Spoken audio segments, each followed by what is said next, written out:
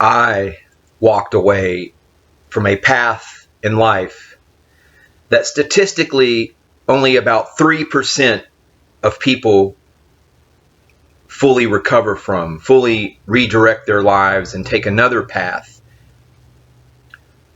A path that at the time was a path of damnation and ruination.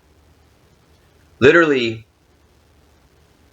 on August 11th of 2024, when I received what I have come to understand as the energies of the fourth ray during the Lion's Gate portal of 2021 on August 11th, where it was an awakening of the heart. And I spent several hours that morning in bed just experiencing this energy. And it began to change my life. It was an energy that culminated in another type of energy, which in the East is known as the Kundalini. In the West, it is known as Pentecostal fire.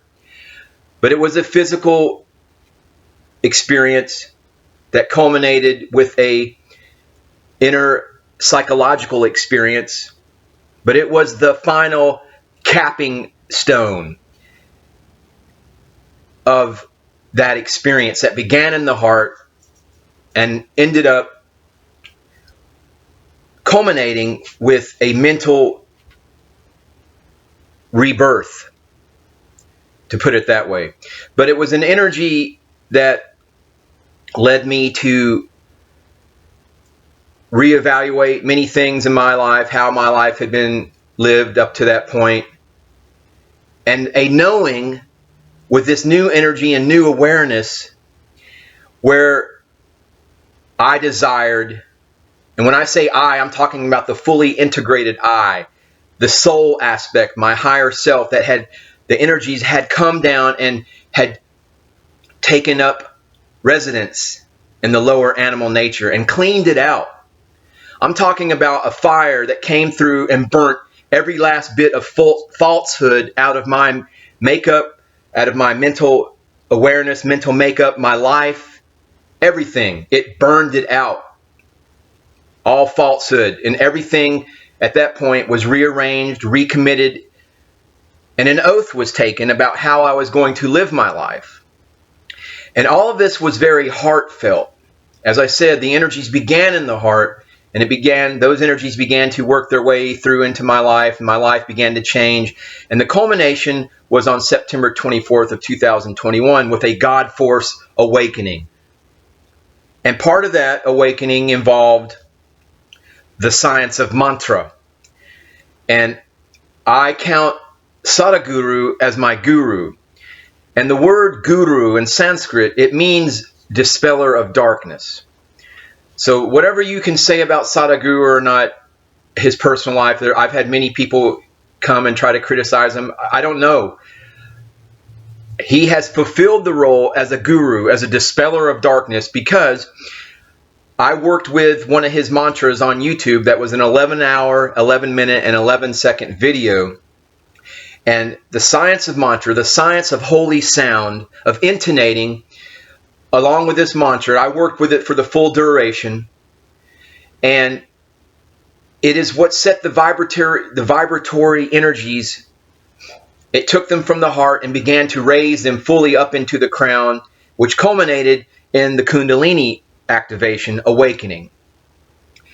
And what people don't understand is there's a lot of talk about the harvest, and and there are people, fundamental Christians, are looking for Jesus to come back, the second coming of Jesus, to rapture everybody up, or the ETs, the extraterrestrials, the aliens are coming back to save everybody.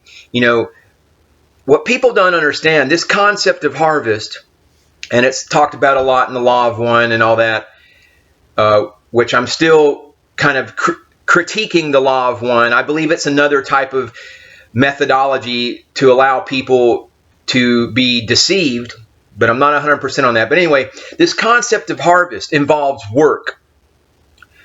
Okay? Because a grove of 100 oak trees will yield literally thousands of acorns each year.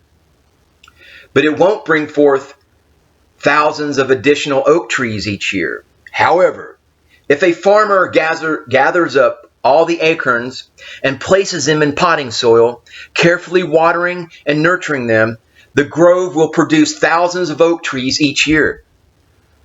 You see, dear esteemed viewer, harvest is not a natural event. A human being has to take dominion over the natural state, the natural rate of increase, and force it into the wondrous dimensions we call harvest, which is heaven upon earth.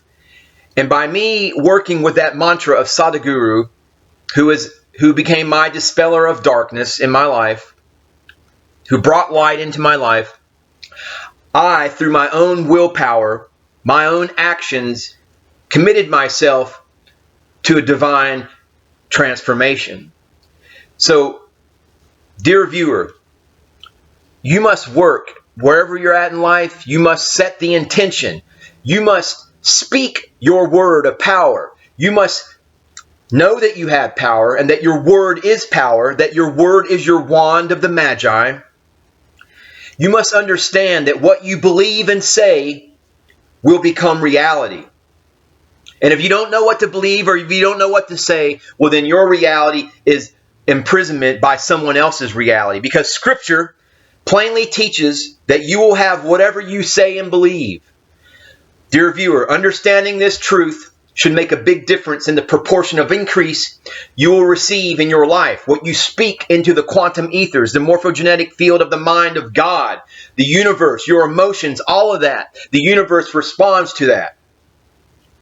For verily I say unto you, that whosoever shall say unto this mountain, be thou removed, and be thou cast into the sea, and shall not doubt in his heart, but shall believe that those things which he saith shall come to pass, he shall have whatsoever he saith.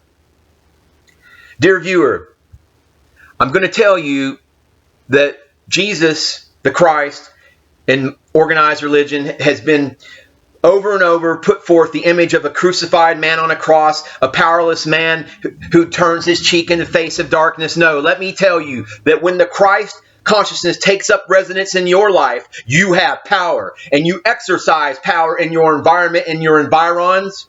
You cast demons out, you send them on their way.